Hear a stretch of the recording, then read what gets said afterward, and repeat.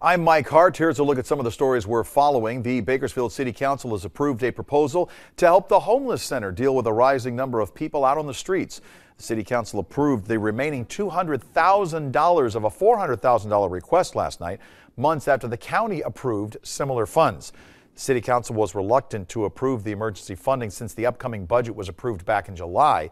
City leaders had said if Measure N passed, those funds would be easier to allocate.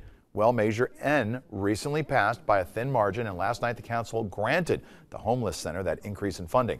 The city is hoping to raise an additional $50 million from Measure N, which raises the city's sales tax by 1 cent, funds that will go towards public safety and to address homelessness.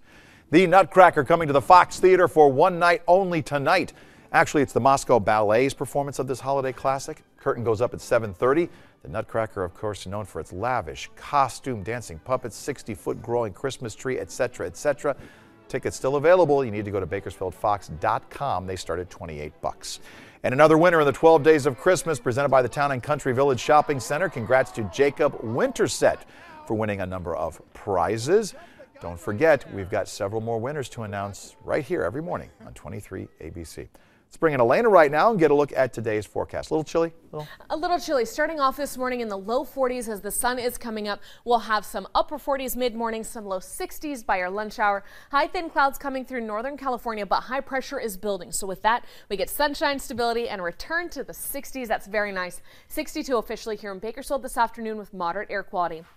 62 in Kernville and Isabella as well. Mid-50s from Tehachapi to Bear Valley and Frazier Park this afternoon. Down into the desert, some low 60s there, and a little bit of a dry desert breeze coming on through. But even though we are talking about sunny, stable conditions for most of the weekend, Alta Sierra says they can open. Once again, Saturday and Sunday, the slopes will be ready for skiers and snowboarders. Low 50s in those highs. And then you see that slight chance of rain coming in late Sunday. That's the system that's trying to get this far south. So for now, we're calling it about a 50-50 chance of rain coming on Monday. And we know it's a wet system. We know it's headed toward Northern California, but does it get this far south? That's the big question for Kern County.